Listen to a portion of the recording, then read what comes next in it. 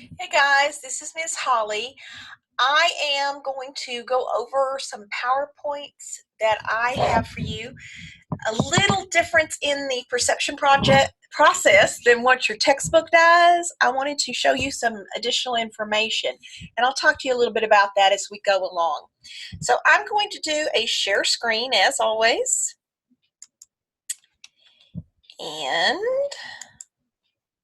here we go. You now should have me. And I'm going to go over what is perception with you in these slides. So going to the next slide.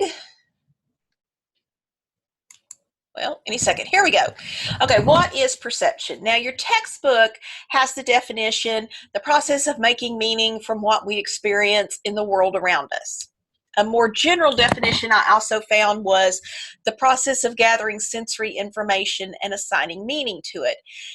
This is just to show you kind of an overbroad view of different ways of looking at perception. But basically, we're talking about what the perception process is how we take an object, such as this little bottle, which you probably, I don't know if you can see it off in the picture to the side, and how everyone looks at it and makes meaning out of it. What does it mean to you? Okay, so going to the next slide, what this slide is just what your textbook talks about in perception. It has 3 steps in your textbook: select, organize, and interpret. Okay, what's different that I'm about to do is I'm going to add a step to the perception process, number 1. And then number 2, under one of the steps, I'm going to give you additional information than what your textbook has. Okay, so instead of selection, I start with sense, because before you can select something, you have to sense it. So this is the new step that's not in your textbook. So there's 4 steps of the perception process now. And that could, oh, excuse me, if I hit the microphone there, that could be a good test question is, what is the step I added to the perception process? Sense. Okay, well, what is sense? Just what senses are. We're going to sense the stimuli. We're going to smell it. We're going to taste it. We're going to feel it. Okay, that seems very simplistic. But this slide is about anosmia, I think is correct pronunciation as anomia. What is anosmia? Okay, this is the inability to perceive odor or a lack of functioning olfactory senses. Okay, why is that slide even here? I went to graduate school with a gentleman that was born without the sense of smell. And at first I thought, well, okay, he could be a plumber, do anything because nothing stinky bothers him. Until I found out that he can't smell lemons. Okay, what's the big point about that? Well, if you can't smell lemons, you really don't taste very much, because taste is just bitter, sweet, salt, and sour. So a lemon doesn't taste the same way to him as it does to us. Okay, but then I discovered he likes ice cream, certain brands, because they're really sweet, but he can't tell the difference between chocolate and vanilla, because most of the difference in that is odor. It's like coffee. If you drink it, most of the taste is actually odor. Think about when you have a cold, how food tastes different. It's because most of taste is actually odor. So without the sense of smell, he can't taste food the way we do. He doesn't have favorite foods. He doesn't snack. He doesn't get comfort from it. So that's just something to think about. How to sense is really an important part of the perception process. I'm wearing glasses right now. If I take them off, I'm legally blind in my left eye. Woo, I just see black blurs now. So I perceive the world differently if you do this. If you have a hearing loss, all of these things. I read a story once about a woman. She was attacked by a bear and they had to amputate both of her arms. And so she used her feet to feel things because she didn't have hands to feel her newborn baby, which she had after the attack, or other things. Sensing is very important. Okay. There are also things beyond our senses. For example, what color is light? It looks clear. It's actually every color in the rainbow. Get a prism and break it, but we don't sense that. Blow a dog whistle. The dog senses it, but it's not in our range. So there are things beyond our senses, but sensing is an important part of the perception process. So I wanted to bring it in first. You have to sense it before you can select it. Okay, let's go to our next slide. What's important about selection? Our senses work all at once. In other words, if you're sitting in a chair, you know what that chair feels like, or your body is sensing it, what it feels like under your hiney and behind your back, and how your clothes feel on your body, and what the cap feels like on your head, and the temperature of the room, and any noise around you. You sense everything. Your senses never turn off. So that's too much stimulation. So what has to happen? What happens is we have to select because we can't pay attention to all of it. So the second step now in the perception process is to select. And how do we select what to pay attention to? Okay, well, your book goes over on page 58 some of the ways we select, but basically we choose by maybe something that's unusual. Ooh, I've never seen that before or smelled that before. Things that contrast. You're in a quiet room, someone slams the door. What was that? The contrast in either a color or a sound, anything of that nature, a such sudden strong smell that wasn't there a second ago. Repetition, which is why it's easier for us to learn things to rhythm, because repetition is something we select, but that's also why that dripping faucet bothers you. Intensity, again, if you're in a room where it's really noisy and someone behind you whispers, we're going to go, wait, what was that? Because the intensity can be lower. It doesn't have to be higher. Or a loud noise, the intensity. Or you're looking at a painting and there's everything's muted, but one color is extremely vibrant. We're going to look at that. Importance. I hate to admit this, but I can drive to work and not remember the drive. Isn't that terrible? But if I'm driving somewhere different and I've never been before, it's important to pay attention. I have actually seen students who are half taking notes, and I suddenly say, on the exam, and they sit up. What was that, Ms. Holly? So if something's important to us, we'll be drawn to it. Also, we tend to select things we like. If there's a lot of music, people are playing it at a fair, for example, and we hear the kind of music we like, we tend to go that way. We're drawn to what we like. So we have to sense it, we have to select it, and then we're going to organize it. Now, this is where we go off from the text, because your text talks about organization on page 58 in a different way than I do. I'm going to add some stuff they don't add. First, we're going to talk about how we organize information, and we do this through schemas. Now, I want to read something from your text. This is very interesting. To classify a stimulus, your mind applies a perceptual schema to it, which is a mental framework for organizing information into categories we call constructs. What? I didn't understand that either first time I read it. I love how they like to write things so that you have to go, wait a minute, I got to go Google something. I'm going to make that a lot simpler for you. What is a perceptual schema? It's just a mental framework.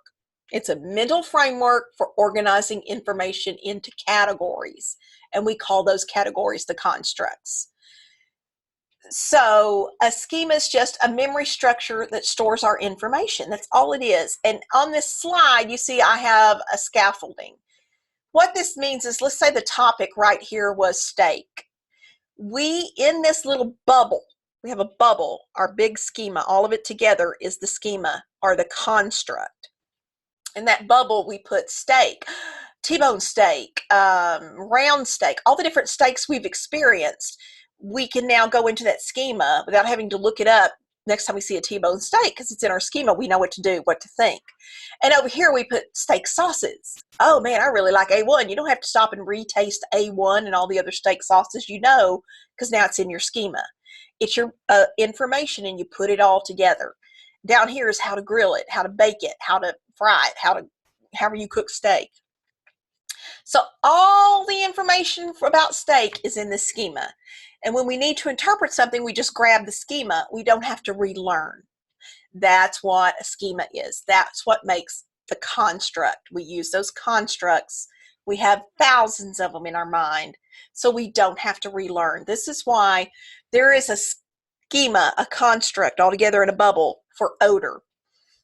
And you're walking along and you go, apples, because it's in our construct. We don't have to stop and go, what is that smell? And I go smell every fruit till we figure out, oh, that's an apple smell. It's in your construct. Okay, let me give you an easier example. Here's a schema most of us have. This is a baby sucking their toes, nummy, nummy toes. Okay, in our schema, we're going to use it. We've made our little scaffolding, our construct in our brain that says babies have cute feet. We don't always say that about adults. Babies engage in many cute behaviors because they're babies. Babies explore the world through oral sensation. We already know this. Babies are not subject to adult behavioral regulations. Okay. There is no social hindrance linked to this behavior. It's okay for babies to suck their toes. If we're sitting in public and a baby does that, we know from our schema that that's okay because of our prior knowledge. We know that if an adult's doing that, that's wrong. Therefore, because we have a schema about this, we don't have to relearn all this and sit there and think this, because our schema already has it together for us. We say see a baby sucking its toes, and we just go, oh, how cute. We don't have to go through these steps because they're already in our construct. So we just grab the construct and interpret and go. Okay? So I hope that makes sense, because I didn't think your textbook did a good job of it. Now, do you have a schema that allows us to automatically make the correct interpretations in all situations? Oh, no, of course not. Because we haven't, we don't have all the information on anything. Any given situation, there could be new information, extenuating circumstances. If you could see from this picture, since I want to post photos of me holding liquor, I'm obviously not ready for social media and will be taking a hiatus until I learn what I should and should not post. Bye-bye. Okay.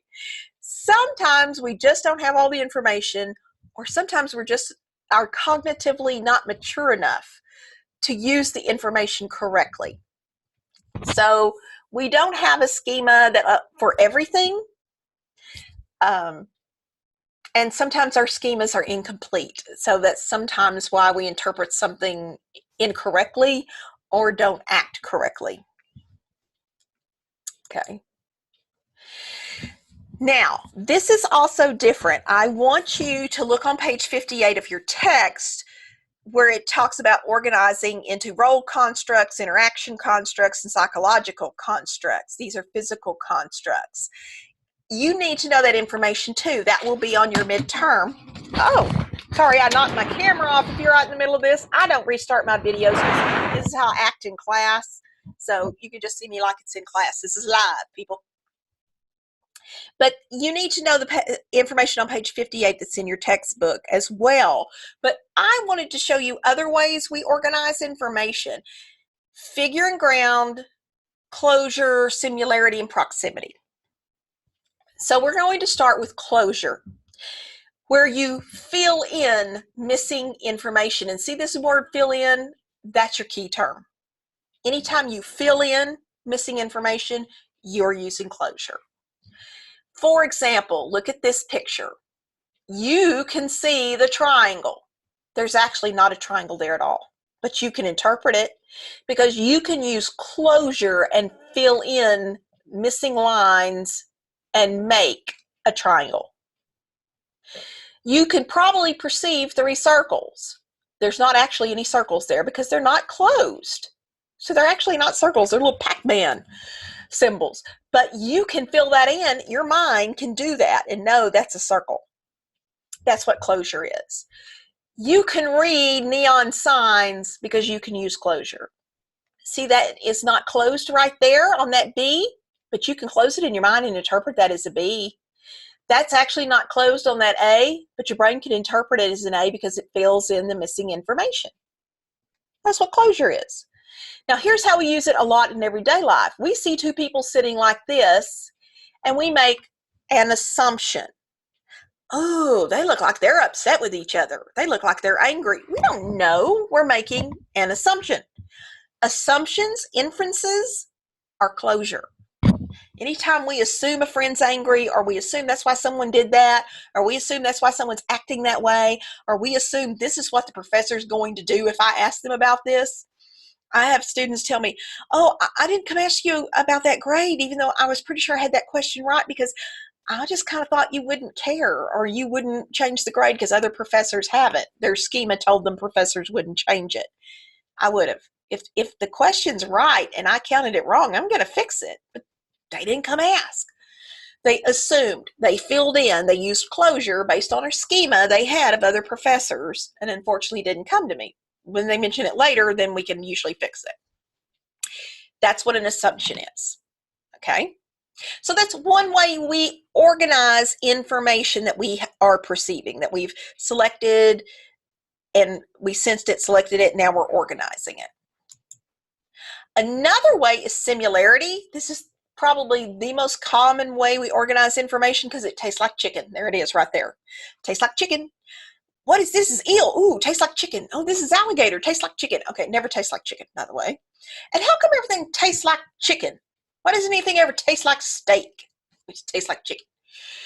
Okay, similarity is just that. What is it like? There's your key term, like. So it tastes like chicken. It smells like apples. That's similarity. Okay. Look at this ink blot. If you've ever seen a Rorschach ink blot, they will say, what does that look like? See, I see a mask. See the eyeballs there? Or you could see eyes there. And so one of my students looked at it and said some kind of a bug, that these are antennas right here. These are antennas, and these are legs, and this is the body, and it's a bug because it looks like that to them. Okay. The thing about similarity we have to be careful with, see these two young ladies, they're twins. Okay, they look alike. That doesn't mean they're alike. We tend to, if we're not careful, make assumptions, which is closure, based on the similarity that they look alike. So we think, oh, they must sound alike, act alike, like the same things. I have identical twin nieces that look alike. They majored in different things in college. One is in Rwanda as a missionary, and the other one is an atheist and just got married. Completely different people. So we have to be careful with similarity that it doesn't lead us to stereotyping. Okay. Then another way we organize is proximity, and this is where is it in time and space. All right, let's look. See the big blue dot? See this big blue dot? Those two blue dots are actually the exact same size, but we don't interpret them that way. Our perception process gets thrown off because of the proximity of either small dots or bigger dots. Small dots pull our eye outward, so the dot in the center looks bigger. Big dots push our eyes inward, so the dot in the center looks smaller. They're actually the same size. So the proximity of the dots around the center dot is what pulls or shrinks, it impacts our perception. So that's what proximity can do. Look over here at the GHI. Again, you can fill in those little missing parts. What's that called? Closure. There you go. Yay! All right. But how do you know that's an H? Well, probably because of the proximity that it's between a G and an I. So it's an H. But then some people, because everyone's perception process is unique to them, see GI-11. Again, perception process is based on our frames of reference, which you learned in chapter 1. Our frame of reference is our background. So if you're in the Army, you might see GI-11. Most people, because it's a G, between a G and an I, see an H. But it's that proximity to the things around it that help us interpret what that symbol actually is, because it's actually not an H, but you can fill in closure, the missing information. And then you ask yourself, what does it look like? Similarity. Fill in, and then it looks like an H. So you use all three. Look at the center picture. Proximity can lead to an assumption. I showed this picture in one of my classes, and I asked, what does this make you think of? And some people said very close relationships. Some people said a gay couple. Some people said, they're making assumptions. So they're using closure. Well, here we go, the physical proximity. This is actually Robert De Niro and Martin Scorsese a long time ago, back in the 70s. They're just really great friends, and they're Italian men, and so they're more comfortable with being closer together in touch. It's a cultural aspect of New York Italian men. So they're close, but we make assumptions based on that. But that's proximity. What do I mean in time, though? Okay, for example, a lawyer in a murder trial might say this. If Sarah's on trial for murder, he would say she was seen running from the scene of the crime at 10:01 p.m. with blood on her shoulder. And the body was discovered at 10:20 p.m. Oh, does that prove she killed anyone? Might not have been her own blood for all we know, but she was seen running from the scene of the crime in a close time frame, circumstantial evidence. It happened close together, so it might be related. And that's what proximity does. Okay, the last way I want to show you we organize is figure and ground. Here's figure and ground. And what this means is, what stimuli do we bring forward? What do we push to the back? Okay, that is, again, when someone slams a door, we push whatever's around us into the back, and we focus on that loud contrasting noise. It becomes our figure. Here's two examples of pictures. How many horses do you see? 1, 2, 3, 4. There's 5, because there's the little pony. Somebody said there's actually 6, but I've lost the 6th one. But supposedly there's 6 in there. I think I can find 5 of them. But to find the horses, you have to change your figure and ground. This horse, here's his head, isn't easy for everyone to see. This pony, once you see him, is easy to see, but he's hard at first. What's the figure and what's the background? Where are all these horses? So you have to move the stimuli around. Same thing here. Do you see the face of Jesus? I know some people say, what are you talking about? Here's an eye. Here's that eye completely shadowed. Here's the line of his nose, light shining on his chin, on his beard, his hair on the sides. What are you talking about? You have to figure out what to bring forward and what to push in the background to find Jesus. That's figure and ground. Same thing in a job interview, or let me say employee review, for example, or even when I evaluate your speeches. When you're reading your evaluation, students tend to pull forward criticisms. You could have done better here, or this needed work. And into the background, they push the positive things. This was wonderful. We tend to look at the criticisms over the positives because that's what our culture teaches us in the United States. We always need to improve, And yet there could be a lot of really positive things in there, but we'll focus on that negative and pull it into the foreground. So that's figure and ground. Okay, so we have now sensed, we've select. Remember, that's our added sense. We've selected, we've organized, we interpret it. There you go. In the last step, we put it all together and make an interpretation. What it is to me, to us, based on our frame of reference, which is our schemas. So your frame of reference and your schemas, what does the stimuli mean to you? Well, look at this stimuli. You can use figure and ground, because there's actually 2 figures in here you flip between. You have to use similarity because it's a drawing, it's not absolute. You have to use similarity, what's it look like? You have to use figure and ground, you have to use closure to close in missing information, and believe me, you have to use proximity. You're going to use them all. Okay, what is in this picture? A young lady and an old lady. If you're looking for the old lady, this cape is right up around her neck, right up around her jawline. This is her chin. This is her mouth. See what I'm saying? Similarity, because that's not really what a mouth looks like. You have to kind of figure that out through similarity. This is her nose, the line of her nostril. This is her eye. She has a wart on her nose, and all you see is the eyelash of the other eye. Her hair is down over her forehead, touching her eyes.